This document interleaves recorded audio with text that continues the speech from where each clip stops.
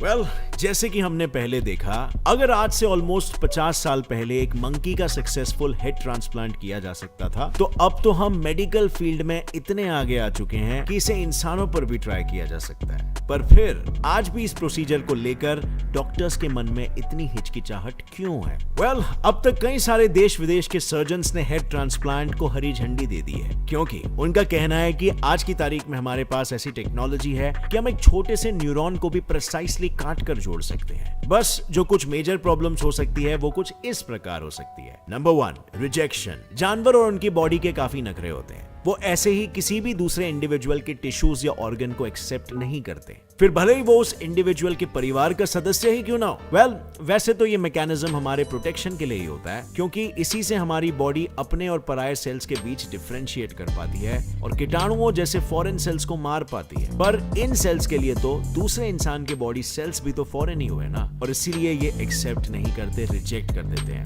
Number 2, आइसटीमिया। जब तक recipient के सर को डोनर की बॉडी से जोड़ा जा रहा होता है, तब तक दोनों ही पार्ट्स को जिंदा रखना बेहद जरूरी होता है। मगर जब रेसिपिएंट के पास ब्लड पंप करने के लिए बॉडी या हार्ट ही नहीं है और डोनर के पास ब्लड पंपिंग का सिग्नल देने वाला हेड या ब्रेन ही नहीं है, तो दोनों ही पार्ट्स खून की कमी के चलते मरने लगेंगे, जिसे आइसटीमिया कहते हैं। इस आइसटीमिया को रोकने के लिए सर्जन्स बाईपास मशीन्स का इस्तेमाल कर तो सकते हैं ब्लड और ऑक्सीजन पंप करने के लिए, पर साथ ही उन्हें दोनों पार्ट्स को 10 डिग्री सेल्सियस तक ठंडा भी रखना पड़ेगा, ताकि सेल्स का हाजमा स्लो हो जाए और उसे ज्यादा ब्लड और ऑक्सीजन की जरूरत ही ना पड़े। लेकिन यहीं तो आ जाता है सबसे बड़ा डायलेमा। इंसान एक वार्म ब्लडेड एनिमल है और इसीलिए ब्लड पंप करने से बॉडी हीट होगी, मगर आइसटीमिया को रोकने के लिए हमें उसे कम टेम्परेचर पर मेंटेन भी करना है। So quite tricky, right?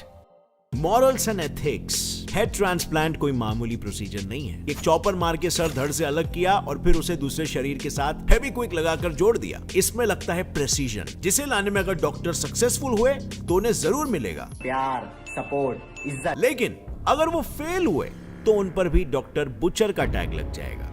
Then you can tell me if the operation was a success, what it's like to pass from life to death and death to life. जैसे रॉबर्ट वाइट पर लगा था, क्योंकि उसने जो हेड ट्रांसप्लांट किया था ना, वो शुरू में तो सक्सेसफुल हुआ था, मगर अनफॉर्चुनेटली 8 दिन बाद वो मंकी चल बसा। खैर, इससे पहले कि पेटा इंडिया वाले इस वीडियो के ऊपर आपत्ति जताए, let's move on to our next question. Infrasound and paranormal activity, are they connected?